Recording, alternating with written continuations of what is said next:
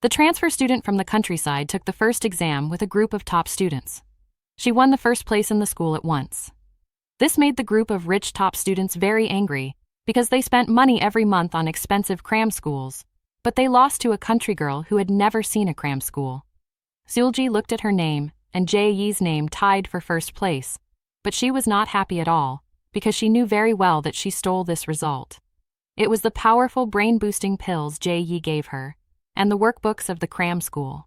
Seul-gi only took one pill before the exam, and she felt that her brain had reached an unprecedented clarity.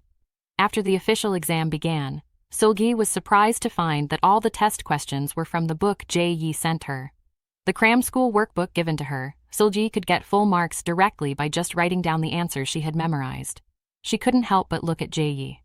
Jae-yi gave her a wink. Seul-gi easily completed the test with the answers she had memorized. As a result, she and Jae-yi both got full marks, tied for first place in the school.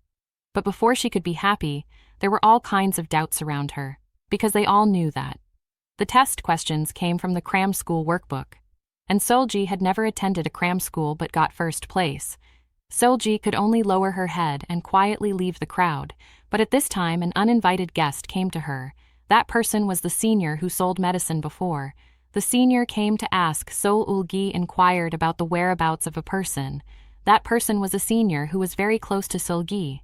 Seul-gi had received a call from the senior, but she blocked the senior's phone number because she didn't want to have any contact with the old people anymore, and she also didn't want to have anything to do with her senior. So she lied and said she knew nothing. Unexpectedly, the senior took out a knife to threaten her. He warned Seul-gi not to lie and not to treat him as a fool. He knew that Seul-gi got the first place in the school by taking banned drugs. He also knew that Seul-gi had hidden a lot of his drugs before. He threatened Seul-gi to spit out all the money he had embezzled and return it to him. Finally, he said he would come to see Seul-gi next week. Asking for money, Seul-gi was exhausted. However, before she could digest what had just happened, the school received another bad news. The school arranged for the top 20 students to go to Jae-yi's hospital for a physical examination. This was originally a very good benefit, but it was a bomb for Seul-gi, because the physical examination would definitely find out that she had taken banned drugs. Seul-gi hurried to the office. She asked the teacher to cancel the physical examination, but the teacher told her that if she did not take the physical examination, the results would be revoked. Seul-gi was helpless to hear this. She could only take the bus for the physical examination. Jae-yi motioned for her to sit with him when she got on the bus, but she deliberately sat in the back with a cold face. After she arrived at the hospital, the first thing, it was a urine test. Seul-gi was holding the box and wandering around the bathroom anxiously. Unexpectedly, she happened to meet the girl who gave her the paper crane. The girl asked Seul-gi meaningfully if she was guilty. Seul-gi was at a loss holding the box.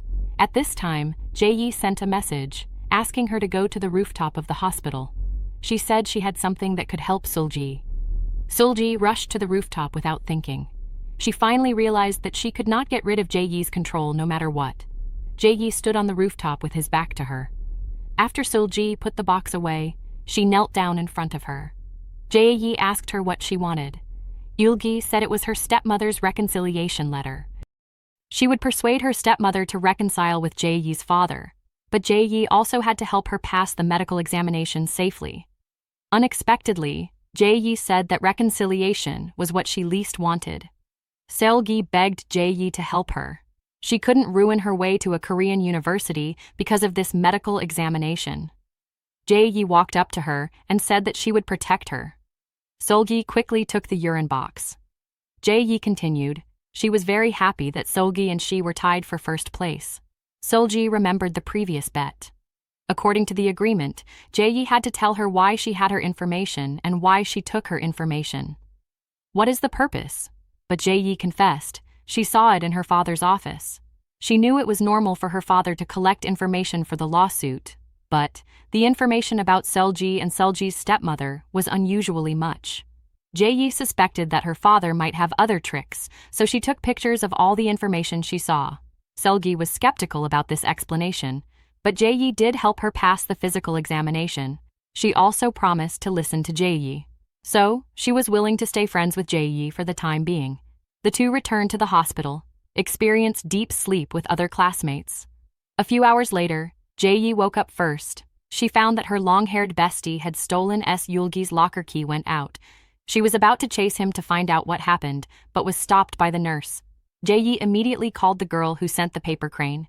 Jae-yi told her to keep an eye on her long-haired best friend tonight and report at any time. The evening was the annual school celebration.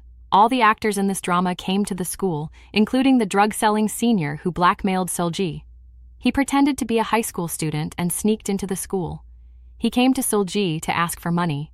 Seul-gi and Jae-yi had a lot of fun at the school celebration. Jae-yi took Seul-gi to meet the mother of the short-haired best friend. The two ate barbecue and drank Coke in front of the stall of the short-haired best friend's mother. Jae-yi's father rushed over immediately.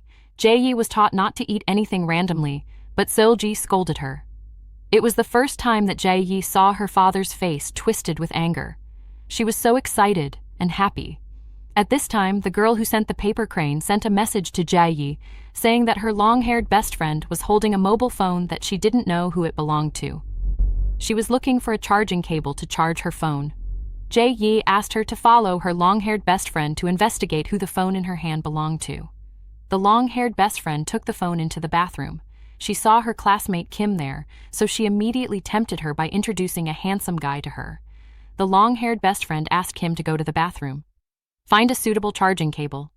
Kim's eyes lit up immediately when she heard that there was a handsome guy. She rushed back to the teaching building. She searched through her classmates' school bags one by one to find the charging cable. Her long-haired best friend ran around the school with her mobile phone. She bumped into her short-haired best friend next to the social tent. She excitedly pushed her short-haired best friend into the tent. She said she would introduce a 180-centimeter sports student to her. In the end, she sent the senior who sold medicine to socialize with her short-haired best friend. The short-haired best friend and the senior were separated by a wall. No one could see each other. The sharp-eyed senior looked through the small window. He saw that the short-haired best friend was fidgeting, so he guessed that the short-haired best friend had a backache. The senior said he had a pain-relieving patch, and then the senior put the pain-relieving patch, handed it over. There was a string of numbers written on the pain relief patch. Just when the short-haired best friend was confused, the senior said that if the short-haired best friend wanted to get the pain relief patch again in the future, then she could ask Seul-gi from the 3rd grade. After that, the senior left the tent. After the senior came out, the long-haired best friend accidentally saw a suitable charging cable under the table in the social tent. So she immediately took out the phone to charge it. After she walked out of the tent, the short-haired best friend hurriedly asked her for the senior's phone number, but the long-haired best friend said she didn't know him. The short-haired best friend always felt something was wrong.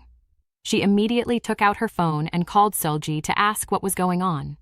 But she called many. Seul-gi didn't answer the phone call. Seul-gi and Jae-yi were having fun. The girl who sent the paper crane kept staring at her long-haired best friend. She saw her long-haired best friend going in and out of the social tent, but she didn't bring her phone with her. Then, her long-haired best friend received a phone call and went to the parking lot to meet a mysterious man. The man she met turned out to be Jae-yi's father. The girl who sent the paper crane quickly hid nearby to take photos and eavesdrop. It turned out that Jae-yi's father made a deal with her long-haired best friend. As long as her long-haired best friend stole Seul-gi's phone and gave it to him, he would support her and give her a large sum of money. Today, my best friend stole a cell phone in the hospital, but she found that the cell phone that Jae-yi's father asked her to steal was not the one Seul-gi usually used. She opened it and found that it was the cell phone of the deceased teacher who set the questions. In other words, what Jae-yi's father asked her to steal was actually the teacher's belongings. Although she didn't know the relationship between Seul-gi and the teacher, she used the excuse that she stole the belongings to ask Jae-yi's father for a lot of hard work. In order to get the cell phone, Jae-yi's father had no choice but to agree to her. My long-haired best friend immediately went back to the tent to get the cell phone happily. The girl who sent the paper crane quickly posted the video she had taken. Seul-gi sent the video to Jae-yi. She also told Jae-yi that the phone belonged to the teacher who set the questions. It was charging in the dress tent. When Jae-yi saw the video, she immediately ignored Seul-gi and went to get the phone. As soon as Jae-yi left, her short-haired best friend came to complain that Seul-gi didn't answer the phone. Seul-gi opened her school bag and found that her father's phone was missing. She quickly started looking for it in the school. Jae-yi rushed to the tent to get the phone. She hid in the bathroom and opened the phone to check. When her long-haired best friend came back, she found that her phone was missing. At this time, Kim came over with the charging cable. She excitedly asked the long-haired best friend, quickly introduced a handsome guy to her. The long-haired best friend impatiently pushed her aside and went to find her phone. Jae-yi found the video her father sent to Seul-gi's father on her phone. The two disheveled people in the video turned out to be Jae-yi's sister and Seul-gi's father.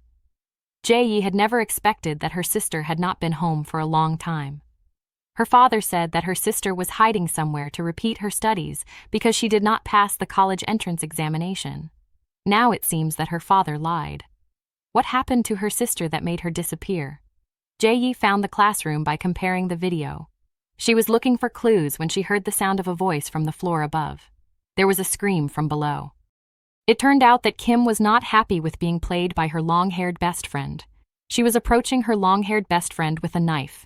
The stimulated Kim cut her long-haired best friend's hand with a knife. Then she stabbed Seul-gi again.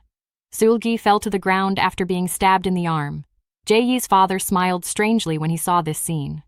Jae-yi wanted to go downstairs to check, but someone came in at this time. Jae-yi was so scared that she froze in place. After the person took off his hoodie, Jae-yi found that she was actually the sister who had not been home for a long time. The story is getting more and more confusing here, and the following plot will become more and more outrageous.